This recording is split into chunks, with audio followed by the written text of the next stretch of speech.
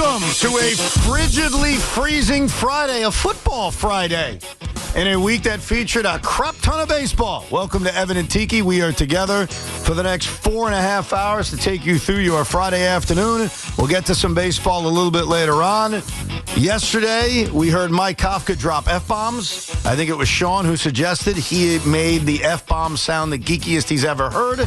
We will put that to the test a little bit later on, and we'll get you set for the football weekend. And we have a new name to attach to the New York Giants in their coaching search, which we will get to in the next half hour.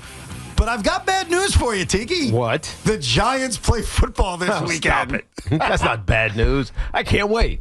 Is that true? Yes. You can't wait? I just want to see my guys do their jobs well. See, that's my question, because... And they're playing the Commanders. That's right. It's Commander Week. More on that in a few minutes. What are you really looking for? Because I think a lot of Giant fans are back into a mode they haven't been in a long time, which is that they would prefer to lose and get a better draft pick so that they can sell it to the desperate New York Jets. Very different than years past. Years past, it's we want to get the worst pick to draft a quarterback. Now it's we want to get the worst pick so we can sell it to our desperate neighbor. But see, the problem for me with all of that is that it's so defeatist. It's such a loser mentality to just want to lose in order so you can gain some competitive advantage over the crosstown rival who's desperate for a quarterback. And with only a couple of really good quarterbacks in this draft, the Jets, because they've won a couple of games that positioned themselves out of it, I think they're currently picking 7th. So they're way down the list, likely to miss out because the Raiders need a quarterback. Hell, Cleveland might need a quarterback. So you don't know. But to me, I need to see a team establish an identity from an individual standpoint. I need to see Jackson Dart keep taking steps towards being the leader that we all hope he can become. I need to see this offensive line, which has been remade and significantly better than it has been over the past half a decade, continue to play, grind it out, hard-nosed, fighting football. I need to see Brian Burns keep acting like he's a potential defensive MVP. Like all of those things I need to see. And the one thing, and we listened to Kafka yesterday from the Hard Knocks because they're doing a division, so we see a little bit of everybody, but we see Mike Kafka, dropping the F-bomb after F-bomb after F-bomb, and it's kind of corny. The only thing that he said that was right is if you don't want to be here, get the hell out. Right. And so, to me, that's what they need to identify. Who wants to be here? Who can you count on when the chips are way down and insurmountable? Like you have nowhere to go. Who's still going to fight? That's what you need to find out. I think what you said is very eloquent. I think there's some truth to what you said, but now I'm going to give you the fan reality. And the fan reality I'm not a fan. No, I know. I'm an evaluator. I know. This is what makes you great. You are unique from me and from Sean, who's not allowed to talk today, and Tommy Lugauer. There is one thing on the field I would care about. And that is the quarterback. I want to see Jackson Dart. No doubt. I want to see Jackson Dart, A, play well. I want to see B, Jackson Dart, be smart. And then C, even though C is probably A, I want to see Jackson Dart not get hurt. That's my goal of Sunday if I'm a Giant fan. I want to watch my young quarterback. I want to watch him stud out. I want to watch him do good things. And I want him to avoid injury. But here's the problem with all the other stuff. And I have never been a tankist or someone who sits there and wants to watch my team lose. But unfortunately, the New York Giants have put their fans in an awful situation because, A, the interim head coach has no chance. Okay? Right. Zero. Right. It's over. Right. 3 weeks ago, we had a different discussion. Not today. He's not coming back. And here's the other problem. And this is the uncomfortable thing, Teak.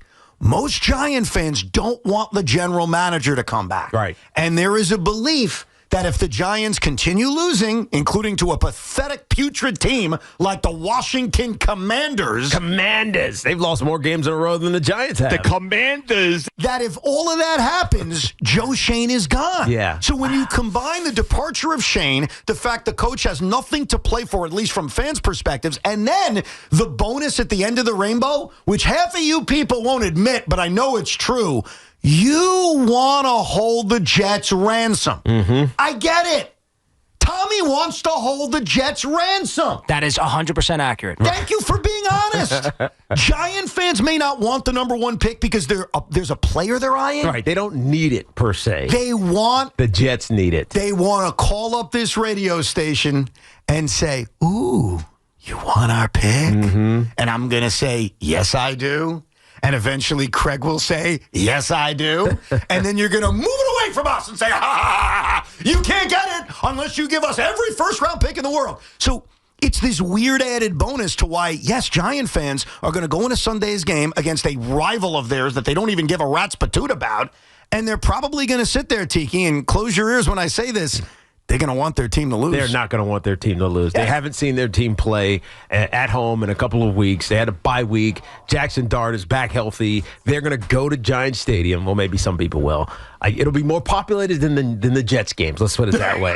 And that's the bar you're holding right now.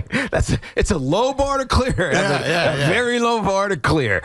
And they're going to root for a victory. Now, maybe some trolls online will be saying, you should just lose. Screw this. It doesn't matter. The season's lost. The season's never lost. Winning 3 games at the end of a year with 4 remaining could bring momentum into 2026. Not when you're going to have a new head coach. I mean, maybe it does. You don't know. I'm not talking about the coach because I don't care about the coach right now. When I find out who the new head coach is going to be, and it's not someone on this staff right now, we know that. When I find out who that new head coach is going to be, I'll care about who that new head coach is. Right now, I care about the players. I care about these guys proving to themselves and to a fan base that is highly skeptical that they can be ballers on a lost cause situation, that they can still be ballers. I am curious to the Giant fans out there, are you comfortable enough admitting the truth, which is you want to hold the Jets ransom? You can't handle the truth. But are you going to sit there on Sunday, whether at MetLife Stadium or at home, or are you going to say, I'm looking for good things, I want to win, I want to finish strong, or are you going to a dark place? And I think there's numerous reasons to go to the dark place. A, you want Joe Shane fired. B, you want to hold the Jets ransom. C, you just like better draft picks to begin with. I am curious what the Giant fans wants. 888-808-1019. Now, here's the irony of all of this. Today is December 12th. And for many months, this is a date that has been circled on one man's calendar. Right. And a few of his diehard fans. And that is a man I've gotten to know very well. A man who does a great job filling in at this radio station. I made a guarantee a few years ago he'd be full-time within how many years? I forgot. I'm not there yet, but I'm working closer. And that is Al Cintron, who right now is standing where Sean Morash stands. And for those that are just tuning in, you may say, why is that guy standing where Sean is standing? Because at the beginning of the season, he, as a Commander fan, made a bet with Sean Morash. Yep. And it was, who's going to win? I don't even think they had points in the game. Who's going to win, the Commanders or the Giants? Right, just money line. That's it. And because the Commanders won, Al Cintron won the right, if it's that big of a right, to replace Sean for the day and be that Commander voice on New York Sports Talk Radio for the day. The problem is, when he won that day, and he was all excited and pumped up, I can't wait to come in. Washington Commanders! I'm going to drive Tiki nuts. This is going to be great. I'm on a playoff push. Little did he expect that his team would suck as badly as the Giants. The 3-10 Washington Commanders. Who have lost 8 games in a row. The Giants have lost 7. So you're beating us, just not in a good way, Al. So, ladies and gentlemen, welcome Al Cintron. Al, is this everything you imagined? First of all, wake your asses up. It's your favorite there, Al Cintron. And what, are you going to give us like your monologue now? Damn right. The only thing I will say, I gave Sean 5.5 points. I would have given him 7.5 that day, so he did have points. Okay, he did have points. And the only reason I'm wearing this Jaden Daniel jersey is because if it wasn't for him, I wouldn't be here. Other than that, this season has sucked ass. Of course it has. Yes, like badly. The difference between the Giants, the Jets, and your team And is even that he did the last time he started. That is true. He was bad. And he got hurt. Yeah. Which is the concern. Re-hurt. Do you, as a Commander fan, want to even win this game on Sunday? I can't believe I'm going to say this on New York radio, but just be honest, bro. I don't want to win the game. What do you want? What do you want? You want the draft pick? You want a higher draft pick? I want to fleece the Jets as well. Same thing. It all comes back to the Same Jets. thing. Let's all get in line to fleece the Jets. Why does everybody hate you, Evan? It's not hating us. We have a lot of goodies. That's what it is. Yeah, you have a lot of goodies, and I'm trying to think of the Vegas, New Orleans, Cleveland, but not really Cleveland. Let's say Vegas and New Orleans. you are the most desperate team in the NFL for a We quarterback. are the most desperate team for a quarterback. In the entire NFL, probably. In the entire league. I agree with you. I think those other teams you mentioned are going to want a quarterback, but Right. at least you can squint your eyes slightly and try to convince yourself that you have one. Yeah, but I think in New Orleans, you say, Tyler Shuck, he's all right. I agree. He won a couple of games. Same thing in Cleveland with Shedeur Sanders. Right. And in Las Vegas, yeah, at least it's Geno. Right. You invested a lot of money in Geno. You got somebody, a veteran who's had success over the last couple of years. Think about where the Jets are. The Jets have nobody. They have a quarterback who's clearly checked out, Justin Fields. More on that later. A veteran made of glass I was about to call him Tyrone Taylor, but his name is Tyrod Taylor. I'm sorry, the last few days with the Mets has warped my brain. And obviously the undrafted rookie in Brady Cook. So I think it's not Al hating the Jets or even some Giant fans hating the Jets. It's realizing that we're desperate and we've got goodies. And the other thing, and you'll admit this, Al, I'm not sure Giant fans will, one of the intriguing parts of ripping off the Jets is getting a top Cowboys pick. Like, being able to get into your hands. That's a good point. A top Cowboys pick. And have them say, with the pick and the blah, blah, blah. Right. This for the Dallas Cowboys pick going to the New York Giants via the New York Jets. Or the Commanders. Oh, the Commanders. That'd be amazing. You have to admit that adds another wrinkle to the intrigue of it. Yes, it does. We all know F the Cowboys. That's right. So think about this. We have that in common. Damn right. So think about this. You as a Commander fan, and we'll just say you represent all Commander fans, you go into this division rival game basically saying, I'd rather lose. And I think that there is a great portion of Giant fans who are going to feel the same way. And it sucks. Like, I hate these conversations every December, but it's reality. And I also think every situation is different. Like, when I bring up the Jets, and we'll get into their game against Jacksonville, I think there is more to gain from the Jets winning games. Yeah. They are trying to build something from the bottom up with a head coach that's not going anywhere. And because he's new. Exactly. Right. Like, in the case of the Giants, your head coach is not working for the Giants right now.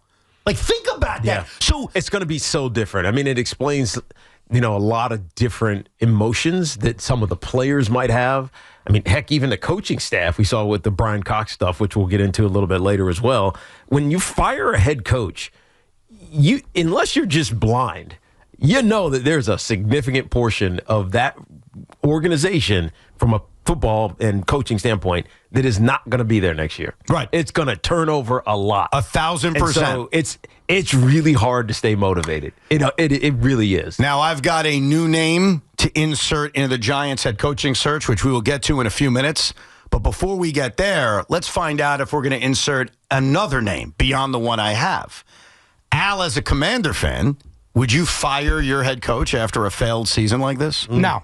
Okay. No. Just It's want not to make his sure. fault. It's not his fault, all the injuries. Quarterback gets hurt. Yeah. McLaurin, it's mostly his fault because he was a knucklehead and held out for the entire offseason and came in out of shape. And he's only played 6 games, something like that, 7 games. Has he even played at all? Right. He doesn't show up. I don't think he's got 300 yards receiving, as crazy as that sounds. And so it's not Dan Quinn's fault. I actually really like Dan Quinn. I do too. But this has been a disaster of a follow-up after a surprise playoff run. I completely agree. I am just asking the unhinged Commander fan the question. And apparently you're not that unhinged because you are good with Coach Dan Quinn. No, you're being rational. Yes, you can have Joe Witt, though. You can have him. Well, we'll come back. I'll tell you the new name that we at least have to discuss, and we will get to your phone calls. 888-808-1019. WFAN NFL Football is powered by Verizon.